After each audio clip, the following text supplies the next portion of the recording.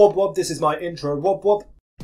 So let's talk exotic blueprints. Welcome back, Guardians. In this video we are going to be looking at the new terminals and what the actual exotic blueprints are and how they are relevant to you. So when the Taken King comes, all the weapons that you have found in the Taken King exotic wise will be available to you in these terminals. If you accidentally dismantle one or it's lost for any reason whatsoever, you can come to these actual terminals and buy it back per se. Now it would only cost you one exotic shard and a bunch of glimmer according to this live stream, but everything is subject to change. But if you ever do lose anything, you will get them back here. Now if you're looking at the screen thinking, why is it 160 defense? All the defense and attack values now have been sort of balanced around a new light system, so 160 defense is actually no different to the helmet you already wear. It's just that the maths determining that number has changed, so you're still going to do the exact same amount of damage and take the same amount of damage to die with these actual ones that you're seeing on screen, which look a little bit weaker. But now on to the fun stuff, the year 2 blueprints and how your current weapons are going to help you get upgraded versions of the exotics you already have. Yes, you heard it, upgraded exotics to year 2. Now what this means is if you have the exotic blueprint available for the year 2 version of your year 1 exotic, you can actually buy the new version of it, and what comes with that are new perks as well as the intrinsic property of the original exotic. So the original Light Beyond Nemesis had the ability to revive faster. The year 2 version of the Light Beyond Nemesis, once you initially get it without upgrading it whatsoever, no extra leveling up whatsoever, you will still have that exotic perk from the year 1 version. But on top of that, there are a bunch of new perks added to the year 2 version, which you can actually choose between what you want your helmet or your armor piece or your weapon to actually do. For instance, the Light Beyond Nemesis actually has 2 perks available, increase intellect or increase discipline, and you get to choose between them. So if you're a person who likes to throw grenades, you're going to want to equip the increased discipline.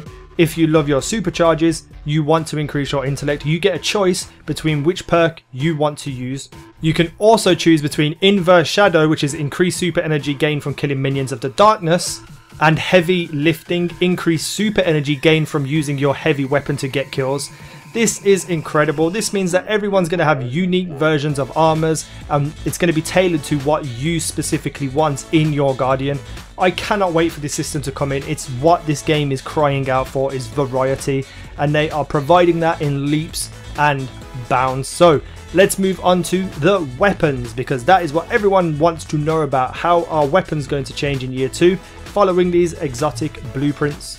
So these year 2 versions of these weapons actually require legendary marks for you to be able to purchase them. So it's definitely not going to be a day 1 thing where you have all the new weapons. You're going to have to raise up your legendary marks to be able to buy them. The Suros regime actually costs 150 marks, which is basically your Crucible and Vanguard marks, the new version of those, and I'll be making a video about it later in full. So once you do have the marks to buy this, you can come and buy this weapon. And the year 2 version of the Suros is actually an epic looking black and red version. It looks sexy. I cannot wait to get this. This is one of the weapons I'm going to get. Even if auto rifles are terrible, it's still one I'm going to get because it looks amazing. And everyone knows black and red are my favorite colors. Now I'm only going to go over briefly what they spoke about. The perks are interchangeable. You can choose how your gun works. So for instance, you can choose between focused fire, which is when you aim down sight, your weapon slows down firing, but it does more damage. The year 2 version has a choice between that and spinning up.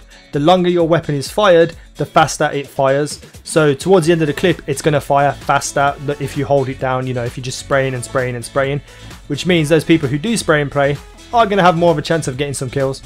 And I'm just personally super happy that they're giving these options, these variety options on weapons and armors for us to experience. It's just going to be a whole different Crucible now. People are going to, I mean, there's going to be overpowered things. People are going to find those things. But, you know, with the choice of weapons and being able to change what you feel about them and feel comfortable using them, it's going to be so much better than just having to use Fawn to fight everything. So I cannot wait to jump into some Crucible, and I never thought I would say that. But this weapon, also the year 2 version, has the Infuse perk. Now what that means is that you can combine other weapons into a weapon to make it better and have a better attack value.